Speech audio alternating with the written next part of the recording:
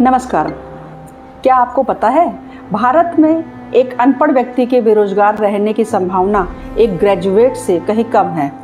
जी हाँ, सुनने में अजीब लगता है, लेकिन यही सच है। जो लोग स्कूल कभी गए ही नहीं, वो आसानी से कोई ना कोई काम पकड़ लेते हैं, लेकिन जिन्होंने डिग्री ली है, एग्ज़ाम पास किए हैं, कॉलेज में सालों साल खपाए हैं, वही आज सबसे ज़्यादा बेरोजगार बैठे हैं। आज की वीडियो में हम समझेंगे कि आखिर ऐसा क्यों हो रहा है, आंकड़े क्या कहते हैं और इसके पीछे की असली वजह क्या है।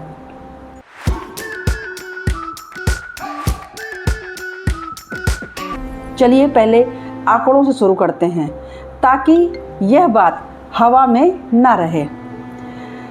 अजीम प्रेमजी यूनिवर्सिटी की state of working India report के मुताबिक 15 से 25 साल की उम्र को ग्रेजुएट में बेरोजगारी दर लगभग 40% है, यानी हर 10 में से 4 युवा ग्रेजुएट बेरोजगार बैठे हैं और 25 से 29 साल के ग्रेजुएट में यह आंकड़ा भी करीब 20% है।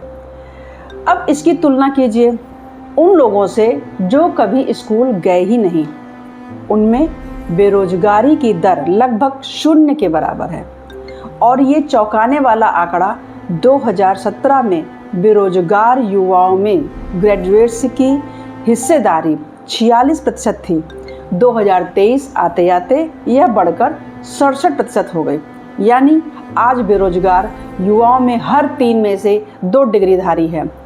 देश भर के सरकारी सर्वे यानी PLFS का पैटर्न भी यही दिखाता है। पोस्ट ग्रेजुएट में बेरोजगारी ग्रेजुएट से ज़्यादा है, ग्रेजुएट में हाई स्कूल पास से ज़्यादा है और हाई स्कूल पास में अनपढ़ों से कहीं ज़्यादा है। शिक्षा जितनी ज़्यादा, बेरोजगारी की संभावना उतनी ही ज़्यादा। यह एक उल्टा पिरामिड है।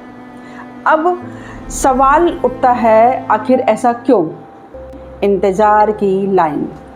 सोचिए, एक अनपढ़ मजदूर के पास कोई विकल्प नहीं होता है।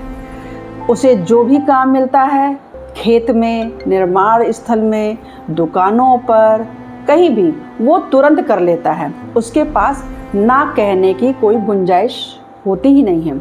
लेकिन एक ग्रेजुएट सोचता है कि मैं इतनी पढ़ाई की है, मैं भला दुकान पर सामान क्यों बेचूं? मुझे तो ऑफिस की, सरकारी नौकरी की या कम से कम कोई सम्मानजनक कॉर्पोरेट जॉब चाहिए। अब सोचिए, ये क्या है? तो वह इंतज़ार करता है, महीनों नहीं बल्कि सालों, सरकारी परीक्षाओं को तैयारी करता है, एक के बाद एक फॉर्म भरता है। इस दौरान वह बेरोजगार गिना जाता है, जबकि असल में वह एक सही अवसर की तलाश में है। समस्या ये है कि जितने लोग इस लाइन में खड़े हैं, उतनी अच्छी नौकरियां बन ही नहीं रही हैं। दूसरी बड़ी वजह है स्किल गैप, यानी जो पढ़ाया जा रहा है उसका बाजार की ज़रूरत से कोई मेल नहीं हो रहा है। इंडिया स्किल रिपोर्ट्स के मुताबिक भारत के सिर्फ लगभग 55% ग्रेजुएट ही इंडस्ट्री के मानकों पर रोजगार योग्य माने जाते हैं। बाकी 45% के पास डिग्री तो है, लेकिन काम का असली समझ नहीं है। एक उदाहरण से समझिए, एक मैकेनिकल इंजीनियरिंग का छात्र थर्मोडायनामिक्स की थ्योरी रट लेता है, लेकिन उसने कभी किसी मशीन को अपने हाथ से चलाया ही नहीं है। एक कंप्यूटर साइंस ग्रेजुएट कोडिंग के कॉन्सेप्ट जानता है, लेकिन असली प्रोडक्शन लेवल कोड लिखना नहीं सीखा है। क्यों? क्योंकि पिछले कुछ दशक में भारत में कॉलेजों की संख्या बेतहाशा बढ़ी है, 1600 से बढ़कर लगभग 70,000, लेकिन क्वालिटी टीचिंग, इंफ्रास्ट्रक्चर और इंडस्ट्री से जुड़ाव उतनी रफ्तार से नहीं बढ़ा। नतीजा, डिग्री तो मिल रही है, लेकिन असली हुनर नहीं है। तीसरी वजह और भी सीधी है, जैसे गणित का मामला ले लीजिए। हर साल भारत में लगभग 50 लाख नए ग्रेजुएट तैयार होते हैं, लेकिन इनमें से सिर्फ करीब 28 लाख को ही कोई रोज़गार मिल पा रहा है और स्थायी तनख्वाह वाली अच्छी नौकरी पाने वालों की संख्या तो और भी कम है। यानी हर साल लाखों ग्रेजुएट्स ऐसे बचते हैं जिनके लिए कोई उपयुक्त नौकरी बन ही नहीं है। फॉर्मल यानी संगठित क्षेत्र में नौकरियां उतनी तेज़ी से नहीं बढ़ रही हैं जितनी तेज़ी से डिग्रीधारी युवा बाजार में आ रहे हैं।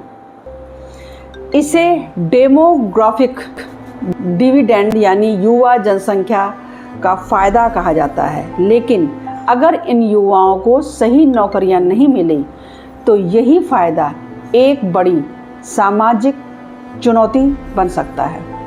जब एक 24-25 साल का युवा डिग्री हाथ में लिए सालों तक नौकरी की तलाश में भटकता है तो सिर्फ आर्थिक नुकसान नहीं होता, मानसिक तनाव, आत्मविश्वास की कमी और परिवार का दबाव, समाज के ताने, यह सब मिलकर एक गहरा असर छोड़ते हैं।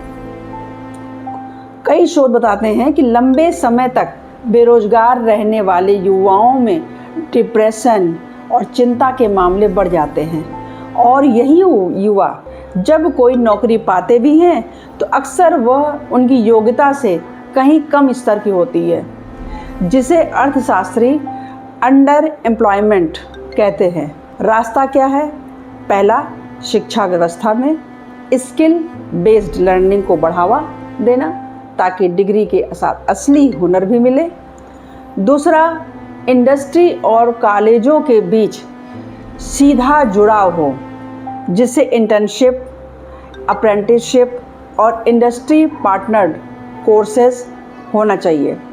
तीसरा, निजी क्षेत्र में फॉर्मल नौकरियों के सृजन को तेज करने वाली नीतियां, ताकि सिर्फ सरकारी नौकरी ही एकमात्र इज्जतदार विकल्प न रह जाए। और चौथा, व्यक्तिगत स्तर पर छात्रों को शुरू से ही व्यवहारिक कौशल, कम्युनिकेशन और अनुकूलनशीलता पर ध्यान देना चाहिए, ना कि सिर्फ डिग्री के मार्कशीट पर। तो दोस्तों, यह थी भारत के सबसे बड़े आर्थिक विरोधाभासों में से एक, जहां पढ़ाई बढ़ने के साथ बेरोजगारी भी बढ़ती जा रही है। अगर आपको यह वीडियो जानकारी भरी लगी हो तो लाइक ज़रूर करें, चैनल को सब्सक्राइब करें और कमेंट में बताएं आपके हिसाब से इसका सबसे बड़ा समाधान क्या है। मिलते हैं अगले वीडियो में। नमस्कार।